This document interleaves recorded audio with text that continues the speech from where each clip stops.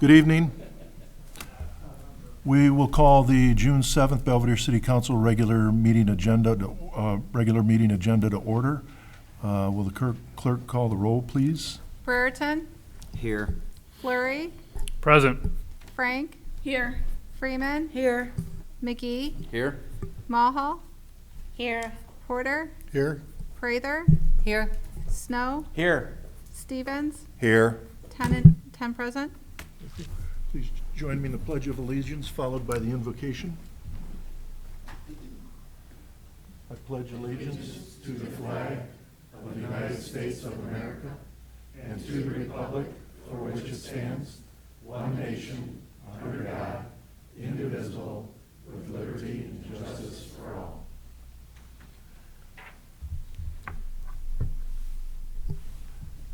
Dear Lord, we thank you for the many blessings that we have here today. We enjoy our freedom, our right to assemble, our community, and our country. We pray, Lord, that you will bless the men and women of our military and also our first responders.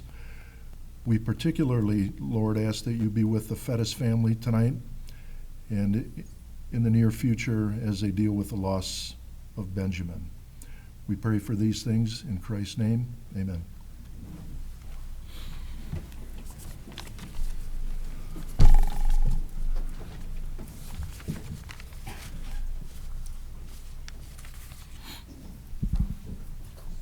Okay, do we have any public comment tonight? Anybody registered? Nobody registered. No? Okay, item 4 on the agenda, approval of the minutes of the regular meeting of the Belvedere City Council of May 17th, 2021 as presented. Do we have a motion to that effect? Motion by Alderman Fleury, second by Alderman Porter. Any discussion? If not, all those in favor say aye. Aye. Opposed? Motion passed. Thank you. We have no public hearing tonight. We do have a proclamation. So I'm going to ask Judy Schaefer to please come up here, if she would.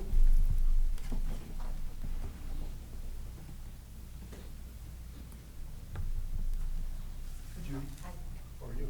I'm great, Thank you for coming. thank you. Is this on, Mike? This is. Okay. So I'd like to read this to Judy on behalf of the City of Belvedere. Whereas the City of Belvedere finds that a quality education is a core value of our community, and whereas the City of Belvedere is proud of both its public and private educational institutions, and whereas Emmanuel Lutheran School has been serving the residents for over 80 years, and whereas educators with a long-term commitment to area children are a tremendous asset to these children and the community at large, and whereas Mrs. Judy Schaefer began serving Emmanuel Lutheran School in Belvedere as a third grade teacher in August of 1981 and became the school's principal in January of 1997. And whereas during this 40-year career, Mrs. Schaefer and her Emmanuel Lutheran School students have served the community at large, visiting area nursing homes, working at area food banks, ringing the Salvation Army bell, among many examples. And whereas during 2021 school year, under Judy's leadership, Emmanuel Lutheran School remained open for in-person learning 5 days a week. And whereas Judy is much beloved by students, former students, and parents, and whereas Judy is retiring on July 2nd of 2021. Now, therefore, I, Clinton Morris, Mayor of the City of Belvedere, wish to proclaim the second day of July 2021 as Judy Schaefer Day and acknowledge and thank Mrs. Judy Schaefer for her contributions to our community over the last 40 years upon her retirement. Thank you, Judy. Thank you. Thank you very much.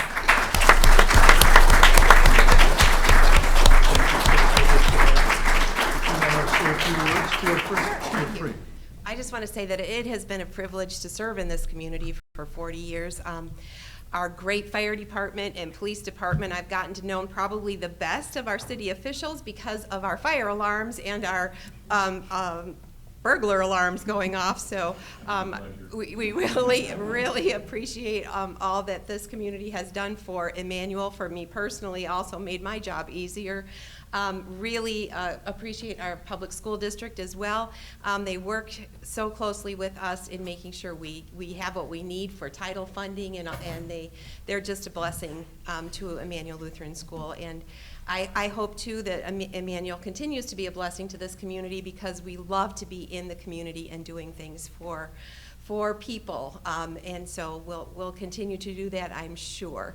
And so I just want to thank you for allowing me to be a part of this evening's presentation. I am honored and I'm humbled, so thank you.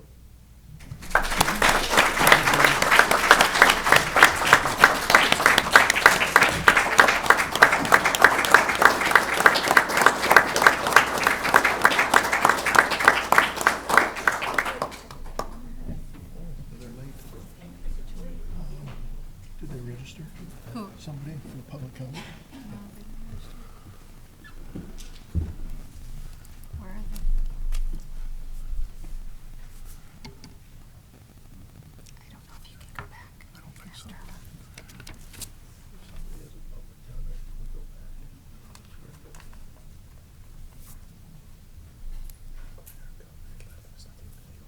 Okay, okay. I understand that we have somebody here for public comment. Is that correct? You can come forward if you would, please, and state your name. Right here, up at the podium, please. Thank you.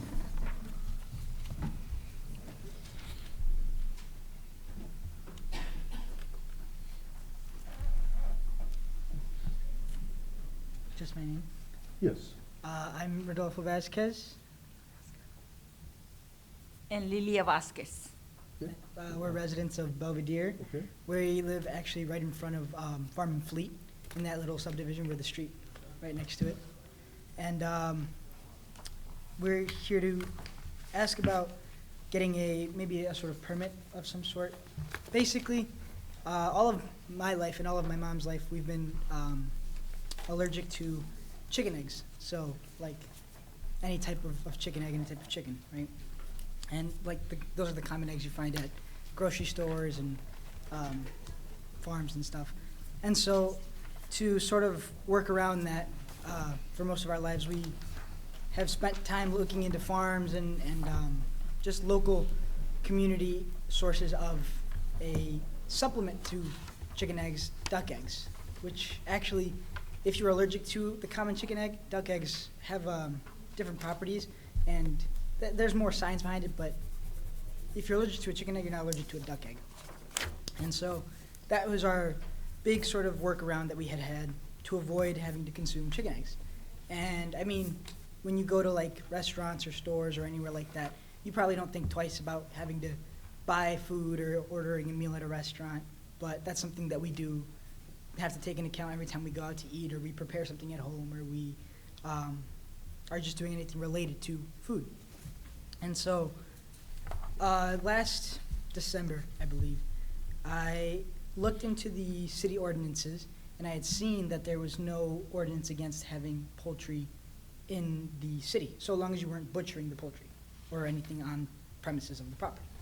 And so I called City Hall and I said, I was just wondering how that worked, and they told me I could order ducks and have them on my property, as long as they weren't, a public nuisance or anything like that, where they disturbed people in the surrounding neighborhood and all that. And so I ordered them, and they were small, and I took care of them in my garage for a couple of weeks until they got a little bit bigger. And once they got bigger, we called again, because we wanted to make sure there was going to be no problems, and we didn't want to, disturb our neighbors or cause any legal ramifications. And we were told that we could still have them. We just had to build a shelter outside of our home, on the premises still, to make sure that they didn't get out or predators didn't get to them. And so we're like, that's fine, and we did that. And then we called one last time just to be absolutely certain, because we wanted to make sure there wasn't going to be any problems. And after we did that, we actually got told that we weren't allowed. There was an ordinance that said there couldn't be any in residential zones. And so we came to find that out, and we got rid of them. We took them to a farm, and we've held them there ever since.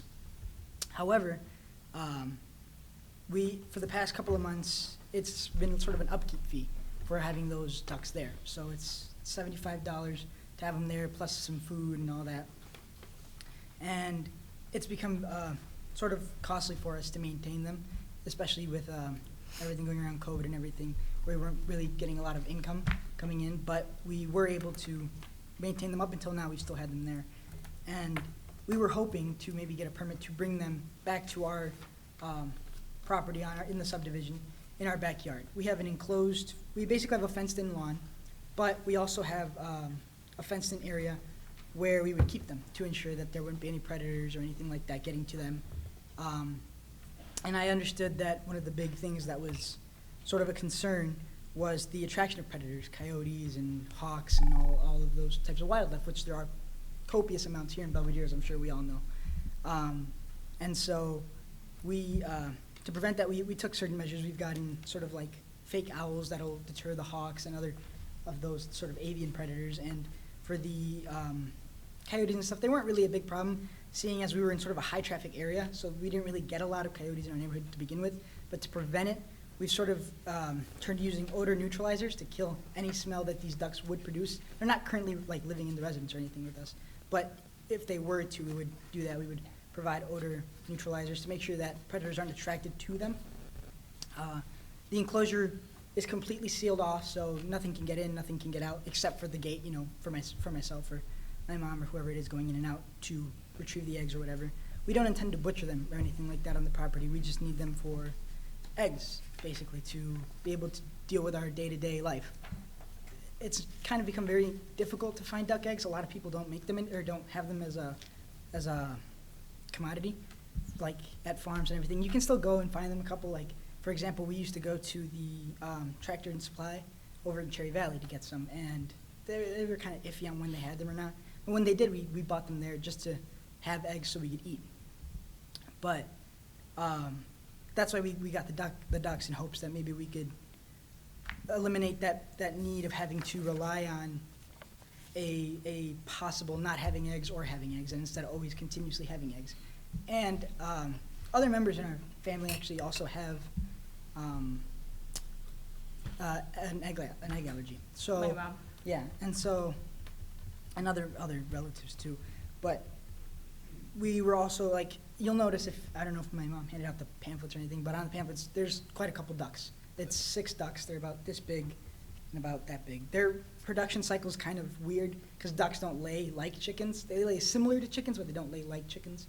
But if that was a concern as to why there's so many of them, it's just because that's kind of how many I ordered, and those eggs are probably just going to go out to my family. I don't intend to sell them or make a business out of them or anything of that nature. It's just a matter of having ducks there to make eggs so we can replace chicken eggs in our day-to-day lives.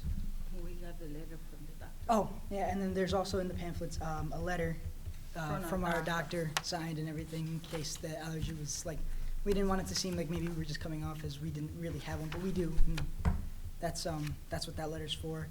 And in the pamphlet, that enclosure that's seen in the pictures, that's not what we have, but it's something similar. We're still finishing it off in case we didn't want to go and complete it all the way until we knew if it was okay or not to have the ducks there, just for, you know, money's sake. But that is our end goal intention, is just to have them there and keep them safely enclosed and just use them for our own personal use and consumption to replace just the local chicken egg. Thank you. Well, first of all, I want to thank you for coming up here and speaking. It's not easy, is it? No. Right? You did a good job. Thank you. Thank you.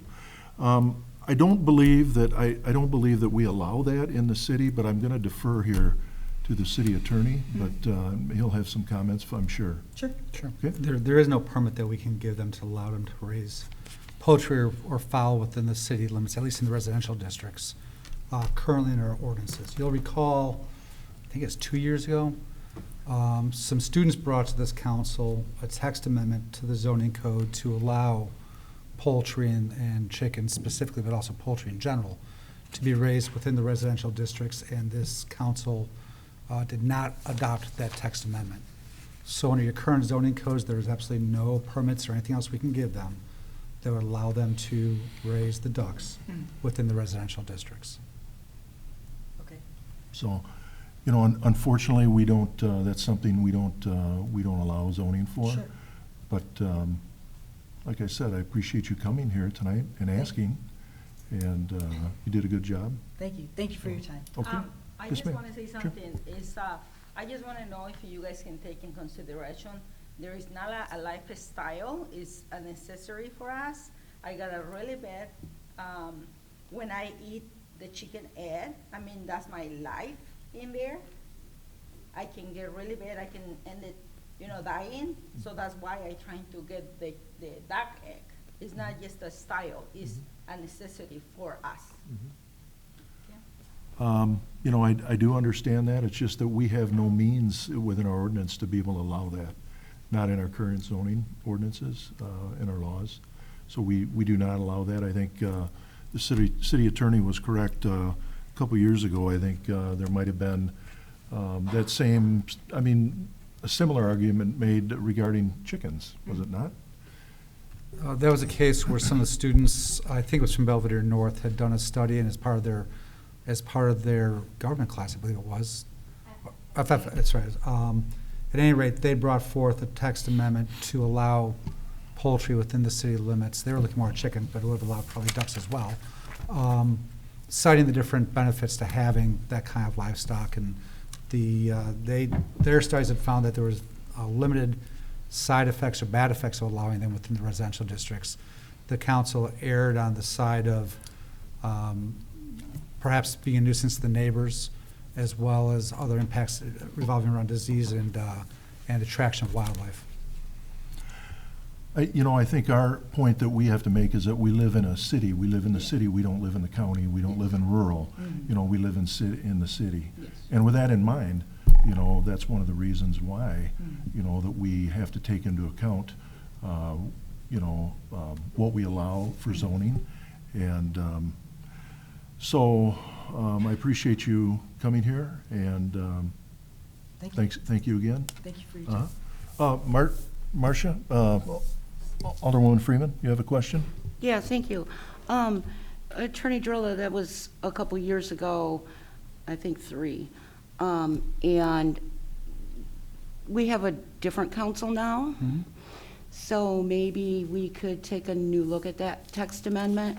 If the council saw fit to direct the planning department to process a text amendment through the Planning and Zoning Commission, they could do so. Did I misspeak to you? Well, I was just gonna say, anyone from the general public has the right to apply for the text amendment, pay the application fee and the accessory fees, and go through the process. I always like to caution people what their chances are before they invest the time and money, because it's not refundable. And yes, it is a different council. The majority of those that voted no the first time around are still on the council now. So that was my, air of caution, that I'm not sure if any of the facts have changed to cause a change of votes. But yes, anyone has the right to apply and go through that process. But whether or not the outcome's gonna be any different, I don't know. How much is that fee to apply for the text amendment? No, I think it's 500.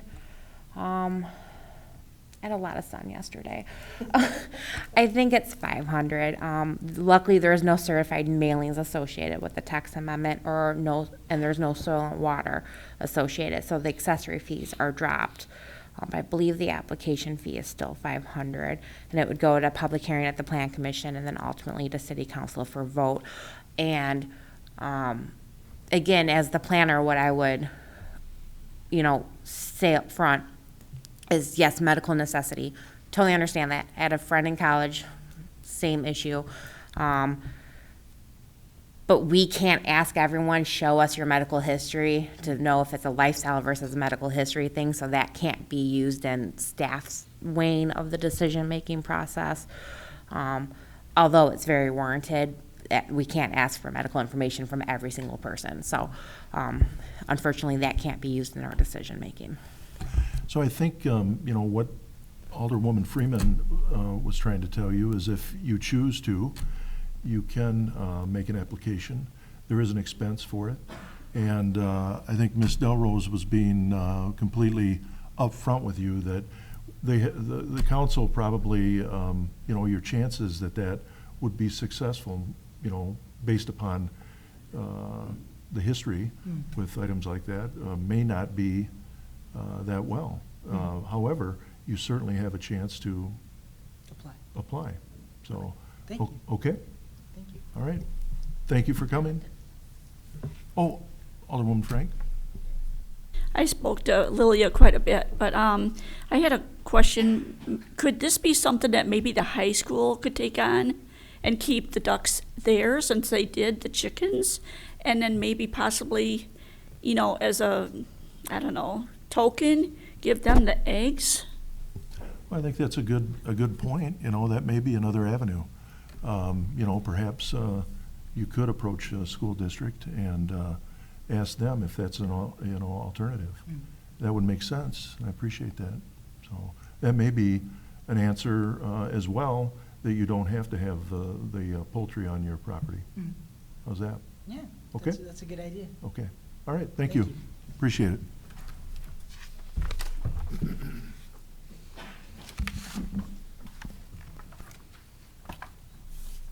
Okay, moving on. Item 6B, in-person attendance of committee and council meetings. I'll just read this.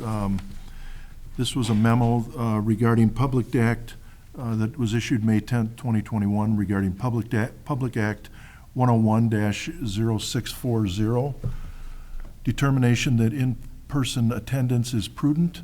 On June 15th, 2020, Mayor Chamberlain, in compliance with the Public Act 101-0640, determined that in-person attendance at City Council and Committee of the Whole meetings by the entire body of each entity was not prudent or practical at that time.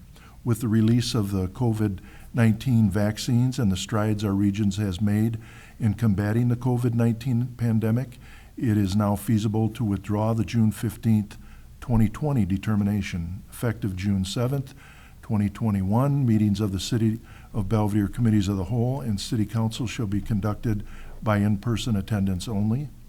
The clerk shall file this determination with the city's records and make it a part of the minutes of this meeting. Thank you. 7, approval of expenditures. We have none. 8, minutes of the Committee of the Whole, Public Safety, Finance, and Personnel of May 24th, 2021, as presented. Do we have a motion as to that effect? Motion by Alderman Snow, second by Alderwoman Prather. Any discussion? Hearing none, all those in favor say aye. Aye. Any opposed? Okay, motion passed. Thank you. Under 9, unfinished business, we have a second, ordinance 524H is for a second reading here this evening. We're going to leave that on the table again. I would like to give the applicant every opportunity to be able to, accomplish this. If they're not able to do it, it has been tabled since, March 1st? So there comes a point where they would reapply. So we'll give them the benefit of the doubt. Hopefully they'll be back, but we'll leave it on the table for right now. Item B, ordinance 536H is for second reading. An ordinance granting a special use to allow indoor commercial entertainment video gaming within the planned business district at 425 Beloit Road, which is the Casey's. We have a motion on the floor. Alderman Snow, do we have a second? Alderman McGee, any discussion, any questions? We do have the applicant here this evening with us again. Thank you for coming.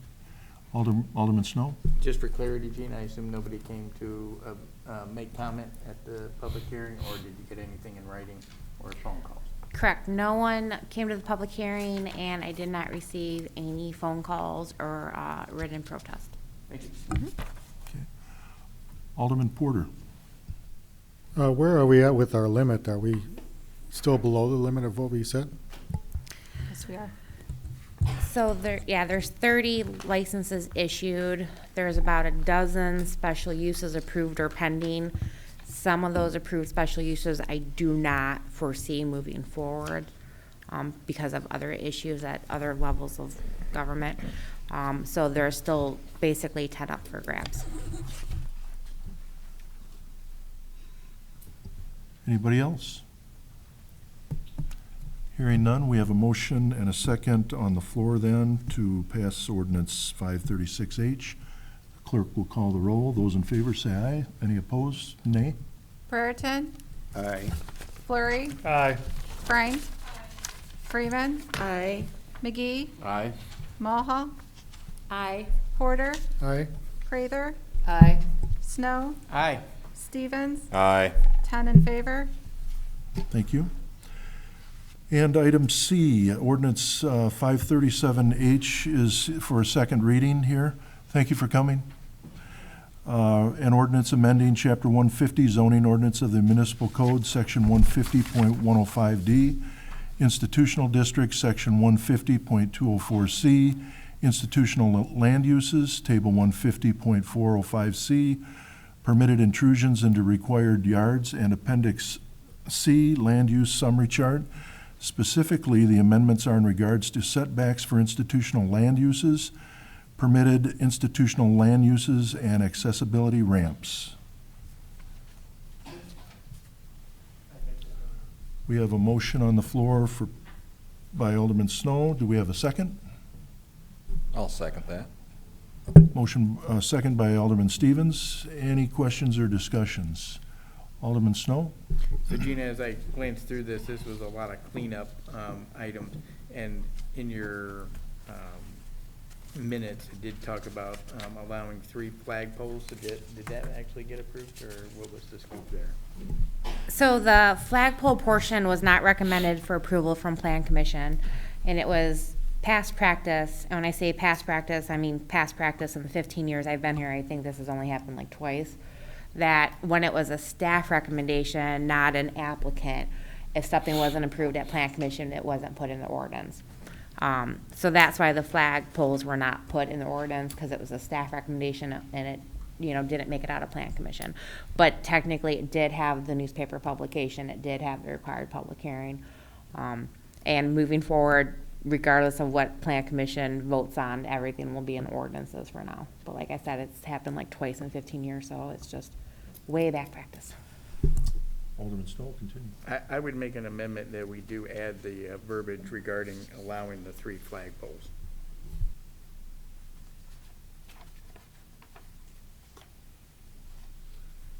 Okay, we have an amendment. Do we have a second to that amendment? Oh. Alderwoman Mulhall, second. Discussion. Any comments? Alderman Snow? And I didn't get real deep into it. Does the attorney have what he needs to put that into effect from the meeting before, or do we need to bring this back at another point? Because I'm assuming this is not a time-sensitive issue, but. I'm presuming by your motion, you mean the text as originally presented to the Planning and Zoning Commission. Yes. But we have what we need. Okay. Alderman Stevens? Are 3 flagpoles allowed in any of our stuff at all, or? Correct. The way the code reads is that in the non-residential districts, you can have 3 flagpoles with up to 3 flags per pole. But in residential, you only get 1 flagpole with up to 3 flags. So the way staff saw it, and again, not a time pressing, not someone from the public wanting this, just, staff noticed. When we've had a lot of half-mast orders lately, when you have 3 flags on a pole and then you have half-mast, the flags are basically dragging on the ground. Also, it can look a little cluttered, especially because we can't regulate the kind of flags, just the number of flags. So sometimes you get combinations on poles that you're just like, whoa, where did that come from? And there are some, and flagpoles don't require a building permit. So people are installing them to begin with, and they're kind of having the 3, so the American flag's by itself, and then, the other ones or what have you. So between the fact that it's kind of the growing trend of residents doing it anyway, the uptick in half-mast orders, and the aesthetics, while we're running through the, code cleanup text amendments, I, threw that one in there as well. Alderwoman Freeman? Thank you. So 3 poles times 3 flags each, so people could potentially have 9 flags flying in their front yard? They could, and that was one of the plan commission members' concerns. So you could say 3 flags, but then limit it to 1 flag per pole instead. But then if you limit, and it's kind of a can of worms. So if you say you can have up to 3 flags, but say you can only have 1 flag per pole, then you're going to get the ones that just want the 1 flag with maybe the American flag plus, whatever, one underneath it. Now they can't do that. And they don't want to go through the cost of the second flagpole. So it's 50-50 on how you look at it, which is why when Plan Commission had concerns, anyone that's been here long enough knows that if it's something I truly believe in, I'll fight and I'll, give you the data and I'll argue it. That I was like, it was this kind of, it's 50-50. There really wasn't a strong point either direction. Alderman Snow? And is that something we could or should require a permit to go more than just 1 flagpole? That you need the extra permit just to throw some, not deterrent, but some thought into it? That's a better question for your building department and building director who's not here this evening. Whether or not, the reason why you do the permits is not to deter or slow them down, but to make sure, for example, in this case, it could handle the wind loads and things like that, not be dangerous. So I'd want Kip to comment on that. But that wouldn't have to be part of this ordinance at that point? No. Regardless? Okay. It actually couldn't be. Anyone else? Any other questions or comments? Okay, we have Alderman Porter. Well, yeah, after hearing this, after rethinking it here, I'm not sure about the 3 flags per flagpole idea of 3 flags, or 3 flagpoles. So maybe we should reconsider that. We have a motion and a motion and a second for an amendment to this. Currently, first up for vote. So Alderman Fleury. Maybe could we just change the amendment to say if you have 1 flagpole, you can have 3 flags, but if you have 3 flagpoles, you can only have 1 flag per pole. That's to kind of clean that up. That way, you're still getting your 3 flags. It's just whether how you do it on 1 pole or 3 poles. Alderman Snow. Couldn't we just put a max number of 3 flags? And then if they got 2 poles, they could have 2 on one and 1 on the other? Just tossing it out there. It's a maximum 3 flags. Right. Is that something that can be stipulated, Mr. Drella?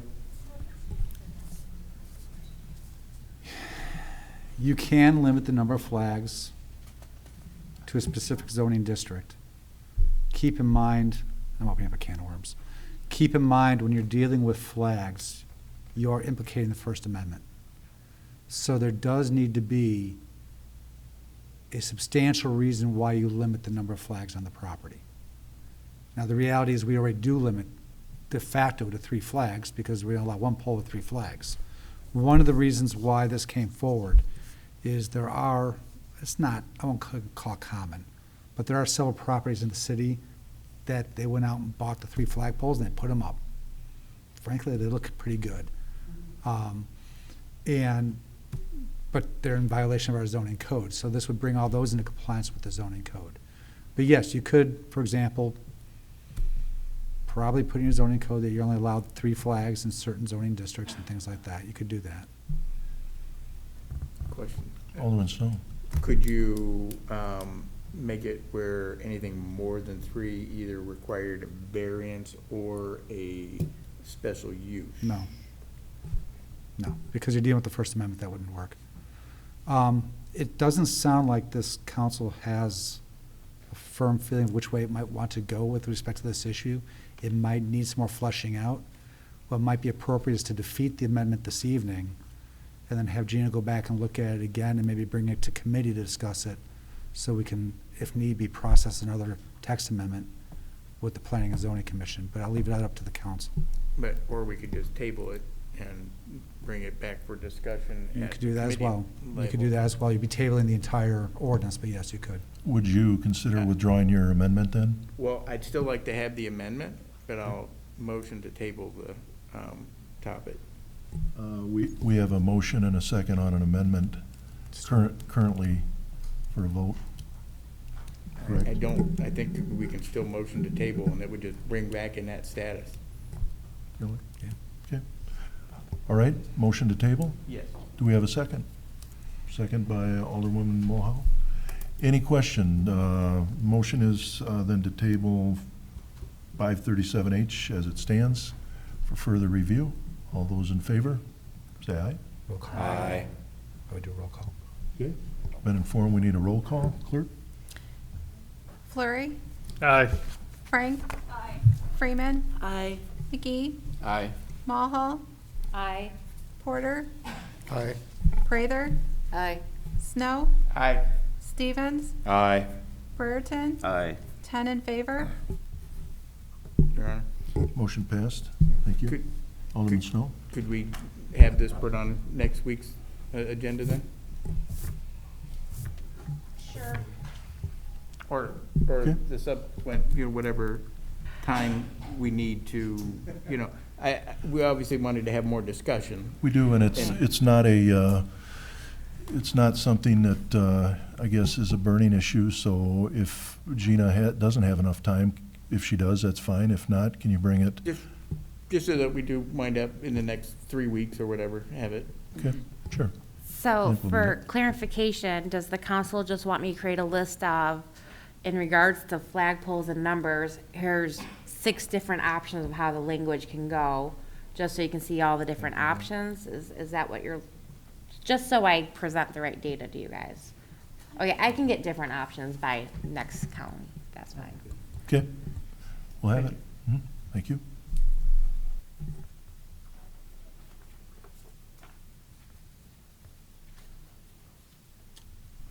Item 10A, ordinance 539H is on the agenda for first reading. An ordinance amending sections 115-155 for the resale of water and 114-234 for the mobile home park bulk purchase of the City of Belvedere Municipal Code.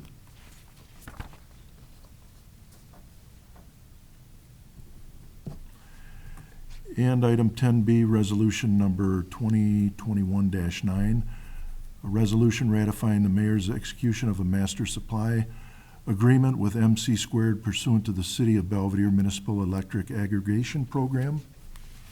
We have a motion. Motion by Alderman Snow. Do we have a second? Second by Alderman Porter. Any discussion? Any comment? Any question? Hearing none, all those in favor will answer aye on a roll call vote. All those opposed, nay. Frank. Freeman, Aye. McGee, Aye. Mulhall, Aye. Porter, Aye. Prather, Aye. Snow, Aye. Stevens, Aye. Brereton, Aye. Flurry, Aye. 10 in favor. Thank you. Item C and D, I'm going to ask that we deviate a little bit from the agenda and put this at the end of tonight's agenda. So if we would move that unless there's any objection, I would like to do that. Item C and D will move to the end, if that's okay. Okay, thank you. Motions forwarded from the Committee of the Whole, Public Safety, Finance, and Personnel of May 24, 2021. Chairman Stevens. A, motion to approve the purchase of EOTech L3 Warrior Systems M914A night vision device with Nortros night vision helmet mount and adapter for the total cost of $5,004, using the funds budgeted for the equipment line item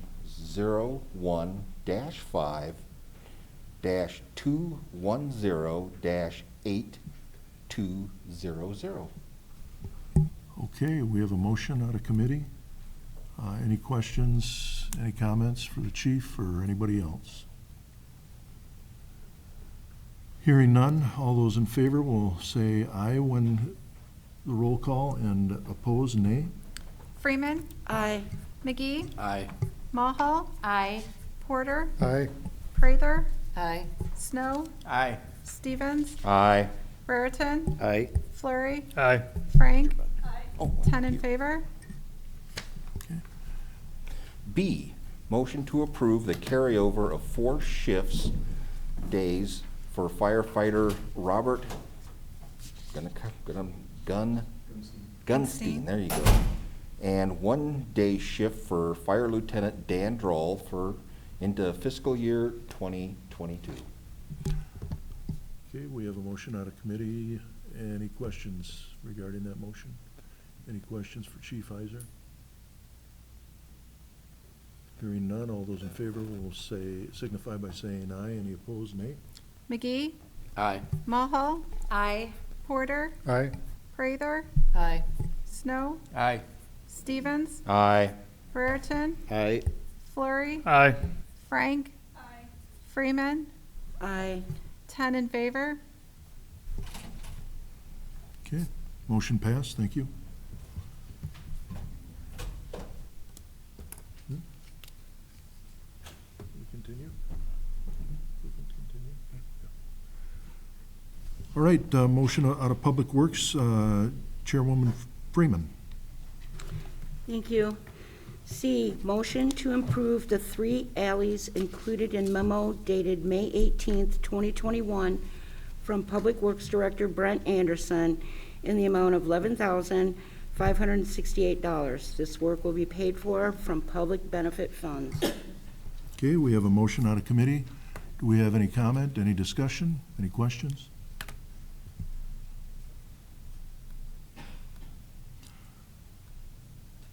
Okay, hearing none, those in favor will signify by saying aye, and those opposed, nay. Mulhall. Aye. Porter. Aye. Prather. Nay. Snow. Aye. Stevens. Aye. Brereton. Aye. Flurry. Nay. Frank. Freeman. Aye. McGee. Aye. 7 in favor. Okay, motion passed. And then I moved C and D under 10, new business, down to the end, but I would like to make a motion to go into executive session pursuant to Section 2C1 of the Open Meetings Act to discuss the employment or appointment and compensation of a specific employee. You're asking for that motion? I'm asking for that motion. I'm I'll sorry. make that motion, Your Honor. Motion by Alderman Stevens, second by Alderwoman Frank. Take a roll call vote for that, please. Porter. Aye. Prather. Aye. Snow. Aye. Stevens. Aye. Brereton. Aye. Flurry. Aye. Frank. Freeman. McGee. Aye. Mulhall. Aye. 10 in favor. Okay.